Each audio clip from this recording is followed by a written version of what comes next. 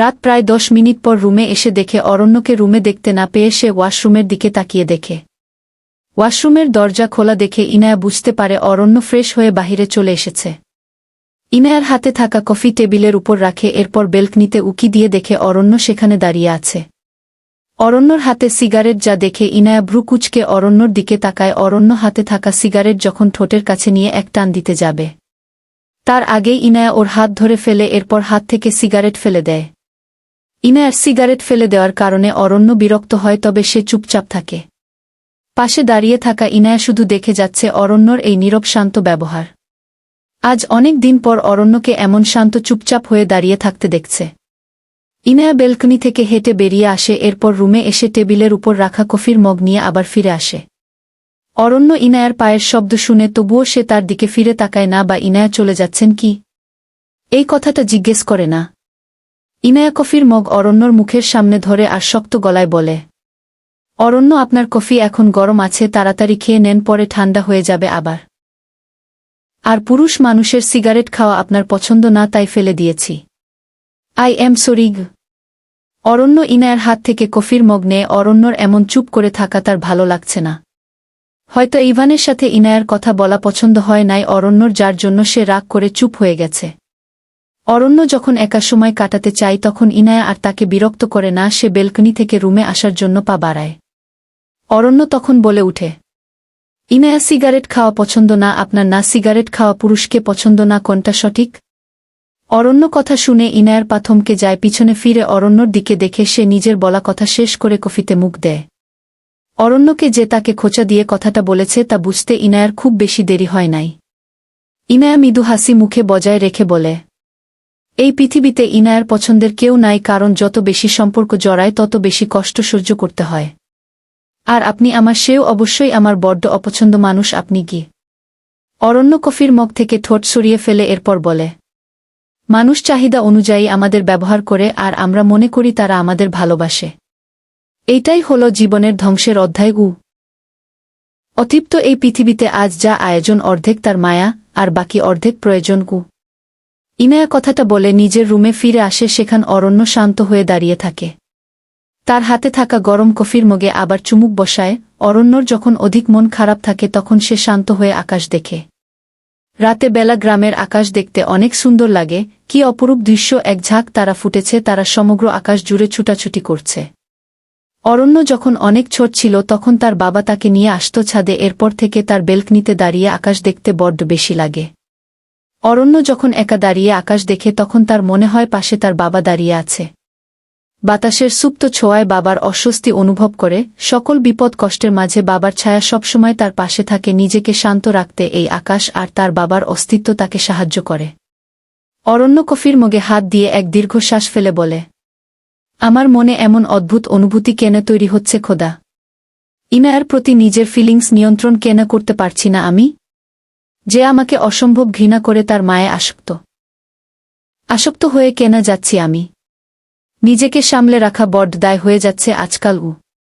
অরণ্য অসহায় হয়ে কথাটা বলে, কিন্তু তার কথার মাঝে স্পষ্ট বোঝা যাচ্ছে সে প্রতিনিয়ত তিলে তিলে ইনায়ার প্রতি আকৃষ্ট হয়ে যাচ্ছে। ইনায়ার মায়ার বেড়াজালে সে জড়িয়ে যাচ্ছে, যেখান থেকে বের হওয়ার কেন উপায় তার জানা নাই।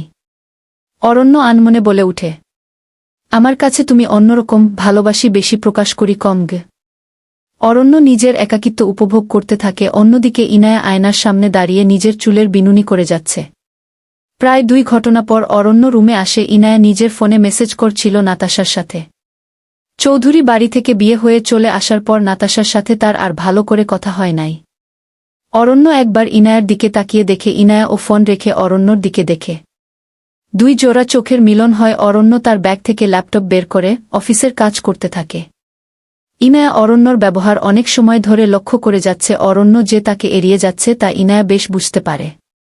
ইনায়া ফোনে নাতাশার সাথে মেসেজ করা বন্ধ করে দেয়। পড়াশোনার কথা বলে নাতাশাকে বিদায় জানিয়ে ফোন রেখে দেয়। বিছানায় ফোন রেখে ইনায়া অরণ্যর সামনে আসে। তবুও অরণ্য ইনায়ার দিকে না তাকিয়ে ল্যাপটপে কাজ করে যাচ্ছে।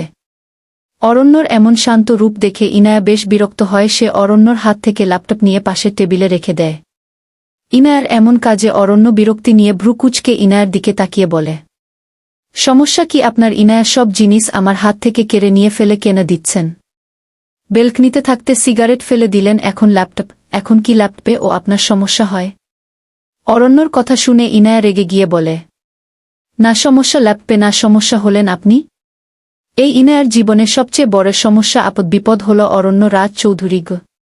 ইনায়া প্রায় 3 ঘন্টা ধরে আপনার সাথে আমার কথা হয় না। তাহলে কি করে সব সমস্যা কারণ আমি হয়ে গেলাম? অবশ্যই সমস্যার কারণ আপনি। 3 ঘন্টা ধরে আমার সাথে কথা বলেন না কেনা? কি করেছি আমি যে রাগ করে মুখ ভার করে রেখেছেন? ইভান ভাই। ইনায়া মুখে ইভানের নাম শোনার আগেই অরণ্যর মাথায় রক্ত উঠে যায়। অরণ্য সোফায় বসেছিল আর ইনায়া দাঁড়িয়ে, যদিও অরণ্যর উপর একটু ঝুঁকেছিল ইনায়া। অরণ্য রাগী দৃষ্টিতে ইনায়ার দিকে তাকায়, জেনা চোখ দিয়ে আগুন বের হবে। অরণ্য সামনে ঝুঁকে থাকা ইনায়ার হাতে শক্ত করে টান দিয়ে নিজের কাছে নিয়ে আসে। অরণ্যর এমন কাছে ইনায়া হতভম্ব হয়ে যায়, হঠাৎ করে এমন করে হাতে টান পড়ায়। ইনায়া সোজা এসে পড়ে অরণ্যর কোলে। অরণ্যর রাগী দৃষ্টি দেখে ইনায়া শুকনা ঢুক গিলে। অরণ্য ইনায়াকে নিজের কাছে নিয়ে আসে। আজ অবধি হয়তো অরণ্য ইনায়ার উপর এত রাগ কখনো দেখায় নাই, আর না সব ইচ্ছায় কখনো ইনায়াকে নিজের কোলে বসিয়েছে। অরণ্য ইনায়ার গালে শক্ত করে ধরে বলে, একদম চুপ, যদি আর কখনো ওই মুখে ইভানের নাম শুনি তাহলে কিন্তু আপনাকে খুন করে ফেলবা। ইভান চৌধুরীর কবর খুঁড়তে বাধ্য করবেন না আমাকে ইনায়া গি। আমি শুধু কি আমি শুধু? শুনুন ইনায়া, আপনি শুধু এই অরণ্য রাজ চৌধুরীর আমার বিবাহিত বউ। আর নিজের স্বামীর নাম ছাড়া অন্য কারো নাম মুখে নেওয়া আপনার জন্য পাপ। অতীত থাকা দোষের না, কিন্তু অতীতে পড়ে থাকা অবশ্যই খারাপ। অরণ্য, আমার গালে ব্যথা করছে। ব্যথা করার জন্যই এমন করে ধরেছি।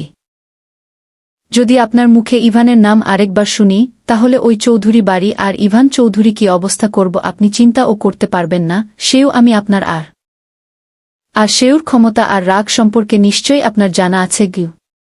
অরণ্যর এমন রাগ ইনায়া বিয়ের পর প্রথম দেখেছে। আজ জেনা সেই পুরনো অরণ্য রাজ চৌধুরীকে দেখছে যে তার সেও ছিল। প্রতিটা বিজনেস মিটিং সহ সব জায়গায় অরণ্যর এমন রাগী চেহারা দেখতা। যদিও বিয়ের পর তার থেকে এমন ব্যবহার কখনো পায় নাই, তবে আজ অরণ্যর রাগ দেখে বুক কেঁপে উঠে। অরণ্য আবার বলে, শুনুন ইনায়া, আমি ওই ইভান চৌধুরীর মতো কাপুরুষ না যে নিজের বুকে ঘৃণা করে বিয়ে করে অন্যর হাতে তুলে দিবা। বউ আপনি আমার, তাই রাগ, জেদ, ঘৃণা সব সহ্য করতে বাধ্য। মাথায় ভালো করে ঢুকিয়ে রাখুন, বউ হন এই অরণ্য রাজ চৌধুরী বউ আপনি গি। অরণ্য ইনায়াকে নিজের কোল থেকে সরিয়ে দেয়, এরপর সোফা থেকে উঠে পড়ে। ইনায়া গলায় হাত দিয়ে দেখে সেখানে ব্যথা হয়ে লাল দাগ বসে গেছে।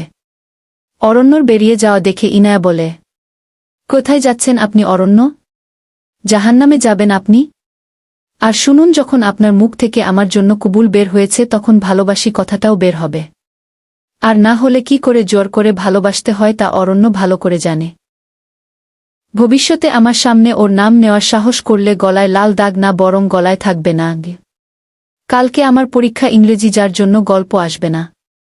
তবুও চেষ্টা করব লিখার, আশা করা যেতে পারে, তবে সিউর না।